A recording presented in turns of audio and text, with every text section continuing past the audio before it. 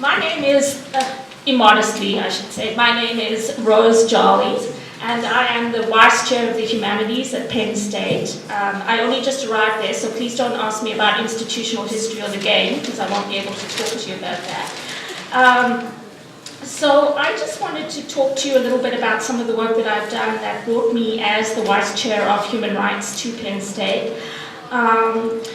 But before I do that, I just want to say that I find it amusing to think about Archbishop Desmond Tutu and sports together, because when I was a child I lived in the country of Lesotho and he was the bishop, Desi was, and Desi used to appear on a horse. Now if any of you can remember what Desmond looks like, he's actually completely spherical, and his feet used to stick out at a 90-degree angle, and he was definitely an urbanite put in Lesotho by the Anglican Church to keep him safe from the South African government. We were hanging out there for the same reason, but horse riding was not his sport. So I have to tell tales out of school about that one. What I want to do right now is just talk a little bit about and it won't be autobiography, don't worry. It won't even be memoir, but it'll be my contextualization of what I feel gendered bodies in the context of sub-Saharan Africa bring before we even get to a game, before we even get to moving. And I have worked not only in South Africa, but other areas in which colonization, post-conflict, racism following colonization play a large role in Canada, the country of my citizenship, Australia, and South Africa. The first thing I want to say is, and for any of you who have worked with, we're having so many references to the Truth and Reconciliation Commission and to South Africa and to peace building. I just want to point out that South Africa's great TRC produced one piece of knowledge that is not that well known, which is that during the TRC, men would say they were tortured and women they would say that they were raped. Okay, both of these refer to the same thing, which is rape with an object. What this brought to our attention was the fact that men engendered themselves as soldiers, and the society in general engendered women as victims of violence. Okay, so before you even go into a game or into a sports arena, what kind of bodies and body perceptions are people bringing in? That's the question I want to explore in the next couple of minutes. So the first thing to say is that in sub-Saharan Africa, as in many other parts of the world like Bogota, Colombia, there is a very high rate of sexually based violence. So that's 1 in 2 in the area where I work in South Africa, and that's reported rape, 1 in 2 women. It gets bigger if you add children and male on male. And the second thing I want to point out is the area where I work, which is the interior of KwaZulu-Natal. I'm afraid our KwaZulu-Natal colleague has left us now, unfortunately. Has a 33% HIV prevalence rate taken from perinatal data. So I want to point out that when youth bodies come into that impoverished environment where there are no resources and there are no jobs to aim for, of course you have a lot of substance abuse and gender and alcohol abuse.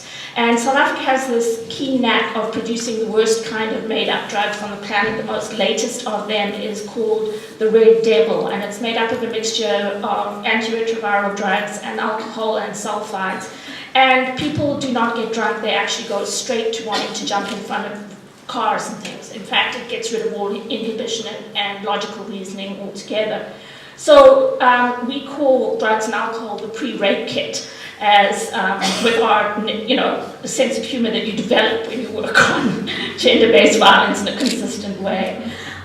We'll pass an informal pub, which is called being our pre-rape kit, right? And that's for both sexes. I just want to point out that in this particular social dynamic society, men develop powerful bodies in relation to their ability to feel empowered. But that often carries along with it a lot of toxic masculinity, or hypermasculinity as we call it. At the same time, women develop their sexuality in a context in which transactional sex is prevalent. That is, you're very poor, so the way that you get anything from school books through to cell phone money is through offering your body. So in both of these cases, I would argue what looks like empowerment to the youth and to other people in that society as well, not just the youth, which is the notion of your body as something by which, as a woman, you either get objects or status symbols like a sexy boyfriend, or the way that you get power over other men, that is, as a muscular young man. Both of those things may look like empowerment, but they're actually a form of self-victimization. The next thing I want to point out is that there's lots of sports interventions in South Africa, but sports is limited to some degree because the genders don't meet on the field for the most part. That is, that men and boys play out their developments and their leadership roles in isolation from one another. So when we say that we're working with women for gender empowerment, just to be brutally frank, it does get to a point where unless you're changing the male role in this, there's limited ways in which women can protect themselves. And in fact, you may even be giving the message that they should protect themselves in situations where they cannot protect themselves. And that happens in South Africa a lot. Protect yourself from this, that, and the other thing. Well, you can't actually walk around a South African rural village and protect yourself from various things. Or Soweto for that matter. So you're blaming the victim in a way, again, not intentionally, but to some degree. So one of the things, you might then say to me, well, what have you done or what are you doing to correct this? One of the things that we've done is introduced a series of games that Augusto Boal puts out or describes in his work, Players for Actors and Non-Actors. For those of you who have a history of activist work, community activist work in the humanities, you will know of Augusto Boal's Theatre for Empowerment. These games are games like Grandmother's Footsteps, where one person in the community stands at the end of that wall and turns around, and the rest of us have to try and creep up on him or her, and then she turns around, and if she sees you, you're out the game. It's childlike games. What that does, though, is we always play with the community, number one. That means that there is no notion that we're just watching or observing. We're playing with the community. Number two, I hate to say it, but there's no huge special skills other than bizarre ones like being able to creep up on people that are involved in these games. Plus, we get them to teach us the games that they learned as kids. We then develop a way of using them or teaching them to use their bodies to tell stories without words. Okay? So we can do that three ways. We can do that by mimicking. If I go to you, you will quite probably go back at me. That's what babies do. That's how we teach. Another way in a culture where you can't get people to touch each other is to do puppet strings. So if I lift your hand, see, I didn't even tell her what I was going to do. So there's all sorts of ways we teach them through games to model their bodies without words. We also then ask them to tell us stories about what's going on in the community between men and women in mixed groups of men and women. And because nobody has to own the story and it's very clearly acting, it means that community stories can come out with no shame or stigma associated with them. I'm just going to tell you one anecdote and then I'll wrap up, and I'm happy to take questions later about our work. We had young men and women together, and they had had this message imposed on them from the outside, which those of us from the West know, which is no means no. And we had a discussion with them, and they did a whole series of little skits, because we do finally move to playing out these skits in the community in front of other youth, using youth. And the skits that were played out depicted that there was a problem around this term no means no, which there's bound to be a problem with because, you know, the West has this habit of imposing its solutions on various colonized and post-colonized countries. And the problem turned out to be that the boys were saying, well, you say no means no, but you really want it. And the girls were saying, well, yeah, we do want to have sex with you, but not until you've spent more time with us and brought us more things. Okay. So one of the things that we try to do is not get judgmental about what's going on, so that we can find out what's going on and facilitate a discussion about it. Okay? And then it turned out that the young men were really angry because they can't always provide more things, and that's how you get the sugar daddy phenomenon in South Africa, in which, you know, older men are hooking up with younger women because they can provide material goods. So we don't have a huge solution to that, but we've already discovered one thing, which is the No Means No campaign is actually creating enormous confusion in that particular culture. And we did play out a few roles. Now, one of the things that Augusto Boal brings to the party is the ability for, once a skit has been played out, for audience members who are also actors to come in and intervene and play the skit out in a different way. So you get youth exploring sexual relationships in ways that are non-stigmatized, in ways in which women's and men's bodies are present, and in a relatively safe space, because you can try something out and it's not real, and it doesn't have the same dimensions that it would have in the community. So one of the first things I would say is that getting youth to illustrate what the problems are around gender-based violence and coercion before we come in with a whole whack of messages and notions, and even the idea that one enters sport with a non-gendered body is a crazy idea. So we need to think about what kinds of bodies are men and women bringing into the sport that they play, and what society is that coming from. South Africa is very much a society where the male body is used as a weapon and the female body is always already at puberty, a mark to the girl herself of vulnerability. So what do we need to do about that before we start thinking about play and embodied play? And that's what I want to leave you with for now, and I'll be happy to take questions later. Thank you very much.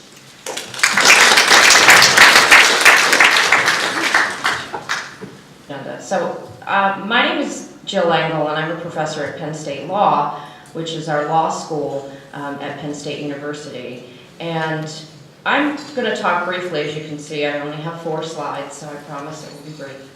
But I'm going to sit down while I do that. So I really like the way Professor Jolly's short talk segues into the concepts that I wanted to discuss, because I really framed this up as I was thinking about today's event in a very big picture way, thinking about globally what is happening in the realm of violence against women, which is one of the areas I teach in.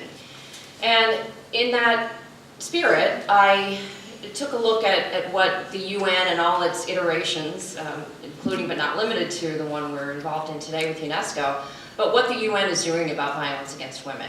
And so I had very recently participated in a conference call with another UN affiliate about the Millennium Development Goals. And they're, I'm not going to take up time talking about what those are, but you can, if you don't already know, probably guess. And number 3 of just a handful of goals that the UN set out is to promote gender equality and female empowerment. And I note it simply because it shows the depth, I think, of the problem across the globe, of the disadvantage that the female person experiences regardless of the culture or country or town that she's born into. And so just to skim over this for a moment or two, we're talking, at least I am, I'd like to draw your attention to all sorts of abuse against women. And Professor Jolly alluded to violence that takes place during conflicts, and that is one reality that young girls and young women face in a variety of different places and contexts. And in addition to that, of course, child abuse is an area that we could talk about all day, but I won't dwell on. But abuse by family members as well as by other individuals, such as leaders, for example, and sometimes those are leaders in activities such as churches and sports, and of course we can all, I think, sure pause and think about how we might relate to or remember some of those things that have happened in different communities we're familiar with. And the fact is that regardless of what type of abuse we're talking about, including but not limited to sexual violence, as Professor Jolly spoke about, there is, as a matter of empirical fact, an increased risk, if you will, of experiencing something like this if you are a female as opposed to a male.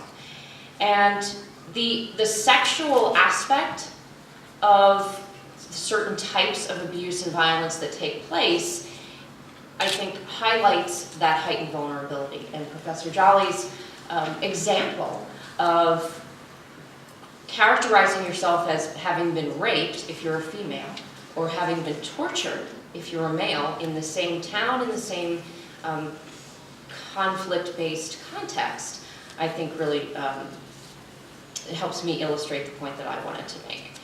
The particular work that I'm doing right now in research has to do with violence that takes place in intimate relationships, or what we call in the States quite often teen dating violence. And there's been some research that looks at the unique aspect of that, and there are some developmental reasons why youth are particularly vulnerable but also misunderstood when these sorts of things play out, and it's partly because it's such an emotionally intense time of life. And so also, as you alluded to, Rosemary, the confusing aspects of the way teenagers act, and I'm sort of pausing and laughing because I have two of them at home. The confusing way that they act sometimes plays a role in incidents of abuse and violence, and the way the players, both the perpetrators and the victims, if you will, characterize them and how they react to them. And so that's some of the things that my work is looking at and kind of drilling down into and trying to figure out what is it about those misunderstandings or those realities that we can use to leverage some prevention and also some post-trauma support for victims as well. So to start to tie this all together with why we're here today, I gave some thought to how the idea of sport and recreation, which remember those are the last two words of the title of today's symposium. How does sport and recreation figure into combating violence against girls and women? And as I thought about it, my theory is that empowerment and engagement are actually quite closely related, and in fact have a symbiotic relationship. And I did some research, just some informal research, and I pulled out two examples that really spoke to me about efforts that are going on across the world to combat this. And one of them is right here in Ireland.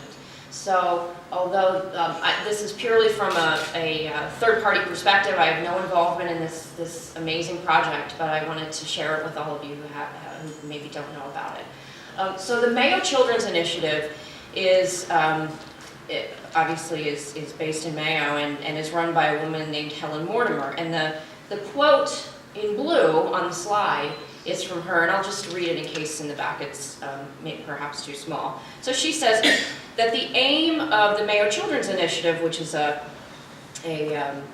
wide-based initiative that, among other things, combats abuse against young women and girls. And she says, our aim is to reduce the incidence of teenage dating abuse by building the capacity of teenagers to recognize the warning signs of an abusive relationship, teaching them strategies to keep themselves safe. Of course, that goes to some of the realities that we were talking about in terms of human behavior. But then the underlined last couple of words of her quote are, and training them as youth advocates. So what she's really saying is that we want to get them engaged in their community to empower them to help others who are either at risk or who have already been victimized. And that process is exactly what's happening in my other example, which is in Africa, in the Congo. And both of these efforts, the City of Joy and Panzi Hospital, were largely funded by UNICEF. City of Joy was conceived by Eve Ensler, who runs the V-Day Foundation and came up with the Vagina Monologues idea, which is a really unique female empowerment initiative. And one of the participants in City of Joy, which is a place where women who've been raped and otherwise victimized can go for a variety of supports, is in green on the screen. And she talks about women empowering each other, growing as a community.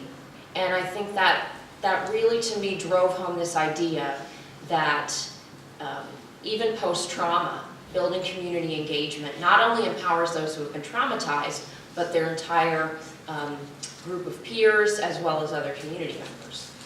So the last thing I want to leave you with is one more example from a different part of the world, and that's Nicaragua, where there's a world-renowned program within their national police force that has dramatically increased the percentage of women who are on the actual force, who are the ones who do the outreach and assistance to victims of sexual assault.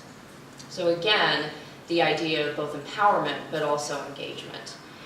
And then lastly, just a sliver of my current work, which I'm doing on the teen dating violence issue and initiatives that can empower victims through the use of activities that engage them in both mind and body. And I did a graphic of some women sitting in meditation pose at the Spiritual Center on Penn State's campus. Meditation is one modality. Yoga, as my husband who just walked in can attest, is my personal obsessive way, meaning I'm obsessed with yoga, the way that I do my mind-body engagement. And so I'm passionate about its utility in the ways that it can be used to harness the power, I think, of mind and body, especially to deal with stress, to deal with anxiety, and in fact to deal with trauma. And there are little pockets of work being done in various communities and places around just that, post-trauma, and the use of mind-body activities like yoga and meditation to assist victims. So that's where I'll leave off and turn it over to the rest of our really, I think, diverse and fascinating panel. I'm looking forward to hearing.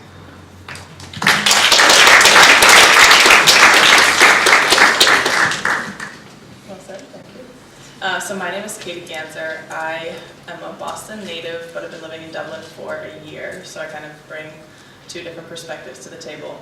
As Deirdre, who was moderating the previous discussion, was mentioning, she and I are both representing Sport Changes Life. So our mission is to raise the aspirations of young people through sport and education. And obviously she was talking a lot about the work we do up in Belfast, but the other side of the program is called the Victory Scholarship Program. So the Sport Changes Life Foundation brings US college athletes to Ireland. It's a whole Ireland strategy. So they bring them to Ireland and they offer them the opportunity to continue their education through a master's program, working in community to develop different community programs both in schools and within clubs through our club partners, and then finally to play and to continue playing the sports they love. So I spent this past year in Dublin. I worked in Kilbarrack at the Cubs basketball club, so I coached 2 teams. I worked in the schools in and around that area. I got my master's at Trinity in business management. I just handed in my dissertation last month. And then I played in the Premier League here, basketball. So I had a very busy year, and I loved Dublin so much that I decided to stay. So now I'm working for Sport Changes Life on more of the administrative side and continuing to develop our programs in Dublin. So that's the synopsis of why I'm here. So as I said, our mission is to raise the aspiration of young people through sport and education. But I've kind of adopted as my own mission for what I'm doing with Sport Changes Life is passion changes life. So in my own life, sport has affected my life and has empowered me. But after spending the year talking about myself way too much, I've realized that for me it's sport, but it's because I'm passionate about sport that it has empowered me. So whether it's sports, whether it's art, it's dance, it's music, literally anything, it's having that passion from a young age and the opportunities to develop that passion that have empowered me to be a strong young woman. Cool. So again, I've realized how playing sports from a young age, I have 2 younger sisters, so it's always been a family pastime, and I've just been an athlete through and through since a very young age. And when I was reflecting on kind of how that has empowered me, it all came back to the positive role models that I have had. So I laugh, I tell the story a lot, but when I was younger, I wanted to be a truck driver. Nothing against truck drivers, it's an awesome profession, and I might go back to it. So when I was in preschool, I was convinced I wanted to be a truck driver. So I would tell everyone that I wanted to be a truck driver, and a boy in school said, "You can't be a truck driver because you're a girl." Great. So I came home to my mom crying, and I was like, "Mom, I can't be a truck driver. What am I going to do? I'm a girl." And my mom, who has been one of the strong female role models in my life, said, "Katie, of course you can be a truck driver. You can be anything you want."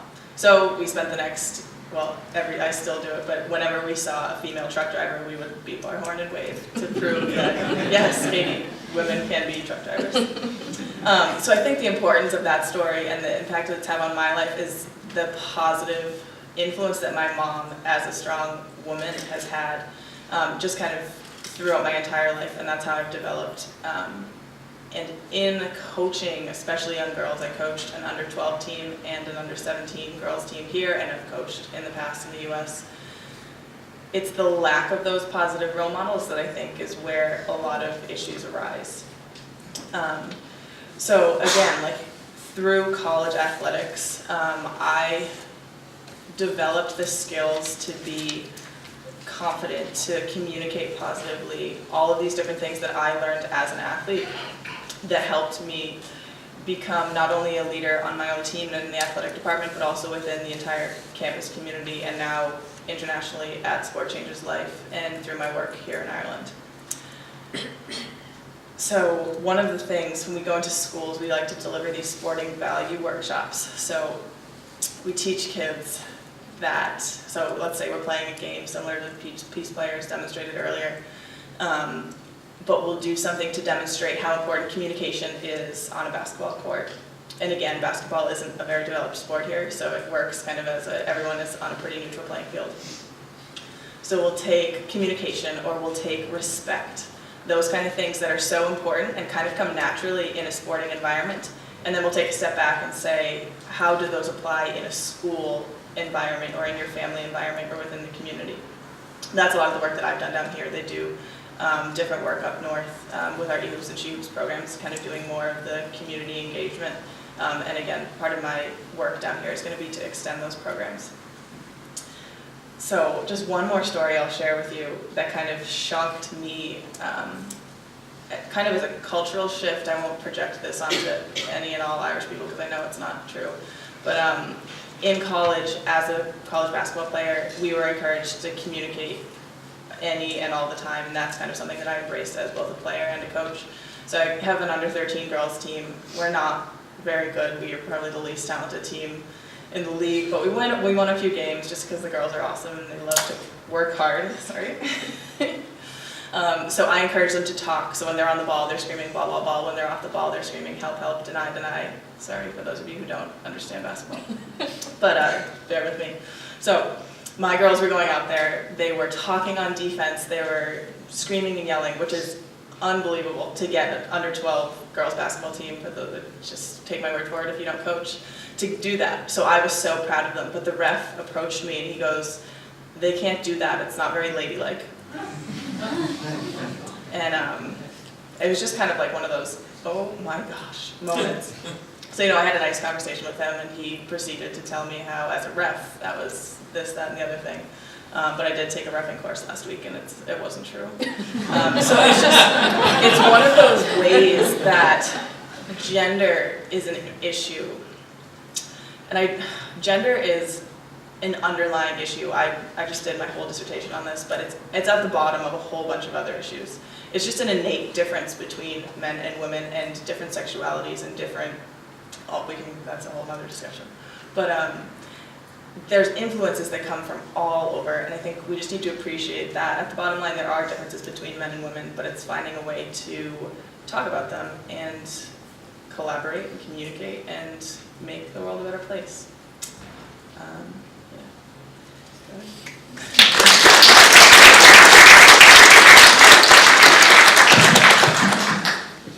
Thanks, Katie. So, hi, my name is Sarah Eisler. I'm a graduate student at Penn State. I work with Dr. Brennan. I also went to Penn State for my undergrad, and I graduated in 2013. But what I'm here to talk about today is two events that I participated in this past year. The first one is called the Hope Express, and is a relay run that runs from Hershey, Pennsylvania to State College, where Penn State is, and that's about 135 miles.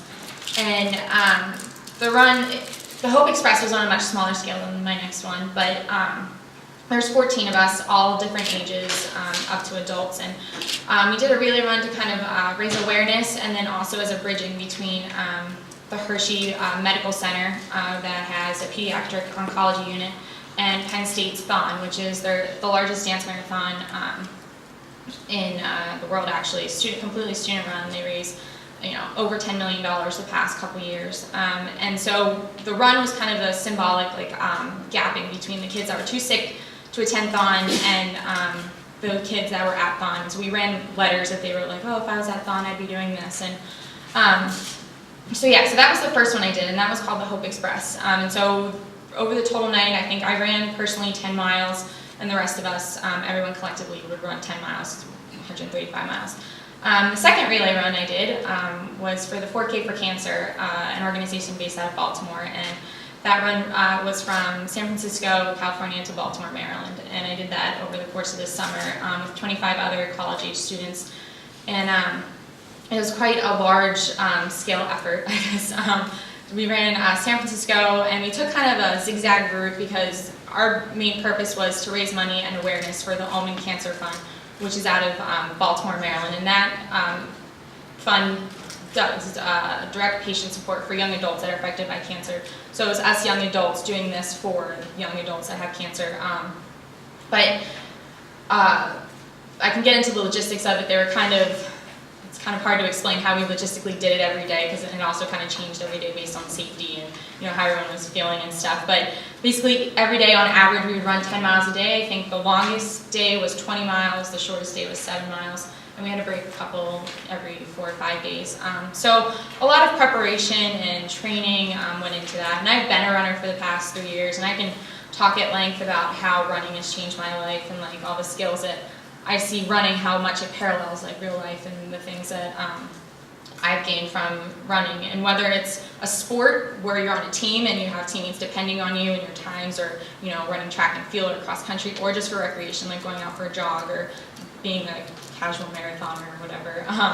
But so the two ways that I really wanted to talk about that I really brought out of these experiences, and then running in general, so both sport and recreation.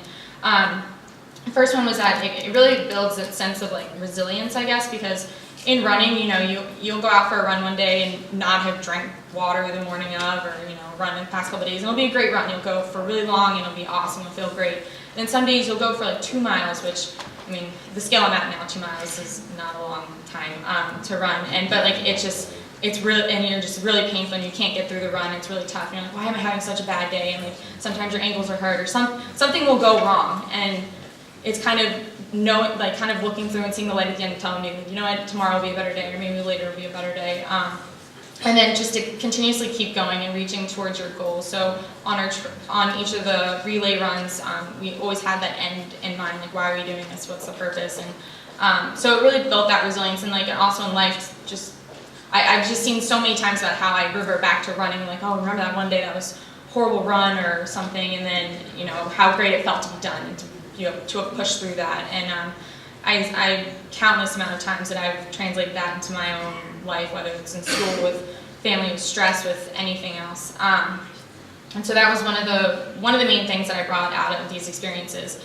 And then the other one is that it really builds a self-confidence that you can push yourself to different and higher physical limits.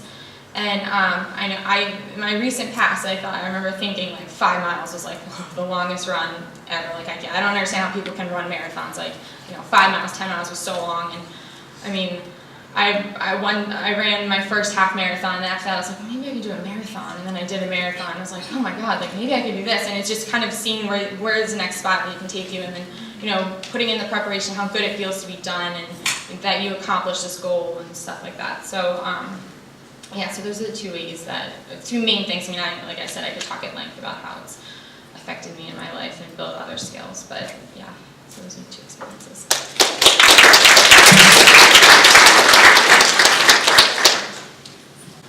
Hi, my name is Mary Rose Yerger, and I served as president of UNICEF last year. And I've basically learned everything that I now know about gender empowerment through my work with UNICEF as a larger organization and in their campaigns that we implemented as a club. And I was also really moved to get into this issue through my study abroad experience last summer in India, which was sponsored by Shire. Thank you guys. So I guess I'll first talk about my experience in India and what I learned there, and then kind of what UNICEF is doing for gender empowerment on a larger scale. So first of all, I think when we talk about gender empowerment on a global level, it's critical to remind ourselves that there's no one-size-fits-all solution. All societies face gender inequality, but each is really unique in its expression of the underlying issue. There's a spectrum of severity, and there's also the delicate issue of balancing cultural norms with promoting women's empowerment. And sometimes we tend to embed our own values that we gained from Western feminism into the solutions that we try to create for other societies, but often these out-of-context solutions are unsustainable because they're disconnected from the communities that they intend to serve. So when I went to India, I was definitely guilty of having this save the world mentality, and I was really overwhelmed by all the issues and problems that I saw there. But when I saw the NGOs there tackling their social and environmental problems along with gender empowerment issues, they really had integrated solutions. And one of my favorite of these was the Barefoot College, which trained women from the least developed countries to become midwives and artisans and everything from like hand pump mechanics and solar engineers. And they were funded by their countries to come, and then they would go back to their nations and lift their villages out of poverty. And they would also become mentors for the young women in their communities. And I also visited an NGO called Vistar, which is basically a school for girls that are daughters of Devaдаsis. Devaдаsis are kind of like the lowest caste women, and they're pretty much shunned by the community. And this also included a performance therapy piece, like Dr. Jolly talked about earlier, where the girls were able to tell their stories through theater and express themselves that way. When I saw all these like grassroots level NGOs coming together, I was really inspired by observing them and seeing their ingenious solutions that they came up with. It gave me a lot of humility, realizing that I didn't really have the answers and that I wasn't really anywhere near as qualified as the local communities were to solve their own problems. Often in UNICEF, we talk about being a voice for the voiceless women and children, but I learned that they definitely aren't voiceless. They have strong voices and intelligent solutions, but what they really need from us is the confidence and encouragement to enact their ideas. So I really admire UNICEF as an organization because they really use this principle, and they've been really successful in engaging the local communities in their gender empowerment solutions. They help foster role models and mentors in their communities, and they're also really cautious about using too many foreign volunteers. They really train up the people in the local communities to, sustain these solutions and keep them going in their own communities. So UNICEF recently just came out with their gender action plan for 2014 to 2017, and it really just has 4 main priorities that they focus on, which is gender responsive adolescent health care, advancing secondary education for girls, ending child marriages, and addressing gender-based violence during emergencies. And these are all really intimately interconnected with each other, and they're also really interconnected with the health and development of the communities as a whole. So an example of this is when a community can end child marriage, it actually cuts down on early pregnancy and the complications that go along with that, which allows the girls to get into secondary education, raise their children later on, and then raise children who are statistically more likely to be healthy and educated themselves. So there's a few specific solutions that UNICEF has implemented to promote this engagement of women. And one of them is the Peace Equals Future cricket camp, which was established in Afghanistan. And it brought together 140 girls and 60 boys to come together and just forget the stress of war and really just break down culture and gender stereotypes. And there was also, they helped organize a Pakistan girls soccer team, and this was girls who had really never before even thought of playing sports. There's really no access to sports in Pakistan, and it went really well. Another example is village-wide protection committees. One example is in Uttar Pradesh, where the girls of the community were actually able to convince their families and the leaders in the villages to prohibit child marriage in their community. So when I returned from my summer in India, I really wanted to bring these values of community empowerment to my club members. And a lot of times I would get the question, like, what can I do abroad? Like, can we go abroad? Can we volunteer at all? And I really just wanted to share my rationale for the fact that we need to focus on fundraising and advocacy and empowerment because they really have those abilities in their own communities. And there's obviously a place for skilled long-term volunteers, but I think that the majority of the power and responsibility must be put in the hands of the community members themselves. And the only way that we can really progress towards true gender equality is through the engagement of girls and boys in their local communities, and to give them the confidence that they need to bring their own unique individual solutions to the table. And I think that everything we've talked about today, music, art, theater, and sports and games are really the best way to instill that seed of confidence and encouragement in them so they can make their own changes.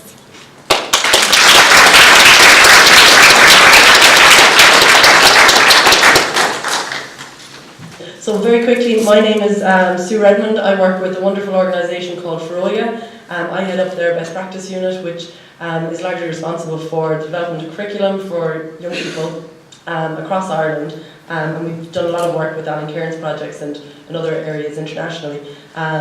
We do a lot of research with the Child and Family Research Centre as well around evidencing that these programmes have a positive impact, so that we can actually say that they're worth investing in and that young people should really want to come and do the work that we do. They're high quality, and we do a lot of work across Ireland with young girls and young boys. And what I'm really glad to hear about today from our panel members is that you cannot empower young females alone. It does not happen without empowering men as well, and young boys. Because ultimately, as you said, a young girl walking down the street, she's vulnerable, particularly in different areas of the community, in different areas of the world. But if you're a vulnerable female and sometimes you don't have that choice. I'm so happy to be growing up in a society where I do have a choice, and I have had so many opportunities in front of me, as do my colleagues over here on our panel. So I think we're hugely blessed, but we really do have to start the dialogue around how do we get more men engaged in how do we empower women to engage in leadership and in sport. If you think about men in general, they will typically be much more confident about themselves. If you were to say, would you go for a manager's job or a CEO role, men will tend to overestimate their ability in most areas, and there is actually scientific research behind that. Unfortunately, women will tend to underestimate their skills and abilities, which is something we actually have to really look at if we're really to see more women at leadership roles and at top level positions. So anyway, I could rant for a long time, but I'm not going to because Mark will lynch me. So I think one question I have is for our panel is how can we get more men to join in this dialogue, because we have a spectrum of wonderful ladies who spoke about a spectrum of issues facing women. So how can we get more men involved in this conversation? Okay, so I think that one of the things that's happening with young men is that many cultures, including the ones I've lived in, that is South Africa, Canada, and the US, support forms of masculinity for young men that are actually quite aggressive in various implicit ways. And nobody has ever suggested to young men that that role actually makes them vulnerable. Okay? So in other words, being an aggressor is quite a vulnerable situation. So I think until we ourselves can develop ways of understanding aggressive and especially gender aggressive, and I'm not even talking rape, I'm talking gender coercive behaviors, as being negative for the life possibilities of the perpetrator, which indeed they are, we're not going to get anywhere. But we as a society have kind of semi-implicitly underwritten some of those behaviors. So I think that there's an enormous amount of self-criticism about certain kinds of languages and behaviors, and let's be blunt, behaviors around who plays what sport and how they swagger about it, that play into these roles. And until we can understand that this is not empowering, it might be momentarily empowering these young men in certain kinds of public ways, but it's not, in the long run, it's rendering them vulnerable for transition to healthy relationships later. It's rendering them unhealthily vulnerable, both in terms of their physical health and their emotional and spiritual health. And until we ourselves can develop and honestly deliver that message, I don't see why young men should buy into a behavior change in which we can't even initially express to them why they should change. I wouldn't. So I think, like I say, there's a lot of, before we start giving out a message, there's a bit of self-belly button gazing that has to go on, especially in the arena of sports and of other areas of control, such as the church, as my colleague has mentioned. That's very well stated. The only thing that I would add to what Dr. Jolly said is that as a law professor, I would remind the audience that legal change is sometimes the only way for social change to become institutionalized. And so if you think about realities, for example, in the US, when females were not enabled to vote until the Constitution was literally amended to allow that, and we can think of analogous developments in other westernized cultures. And then there was the example that I think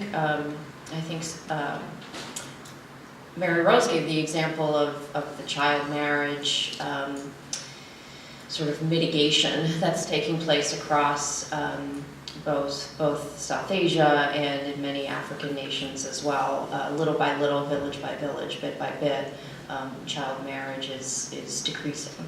So those changes may not be happening in a legal framework as we understand it in the Western world, but when it becomes a norm in a village that has a governing structure that is perhaps foreign to us but works for that particular village, then to me that's what I understand as legal change too. So I did my dissertation on gender and its impact on the nurse-physician relationship. So I did a lot of my research based in the UK, and I'm just going to speak to Western civilization because it's a whole other ballgame elsewhere. But I think the best thing we can do for both men and women is just to open up a conversation about gender. I found in my research that many of the men and women would respond and say it's the 21st century, there are no issues between genders. And I don't know whether it's people being overly optimistic or ignorant to that fact that there are, as empirical research has demonstrated time and time again. But I think that opening and having an open conversation about the differences that exist is one of the few ways that we'll be able to make progress in that regard.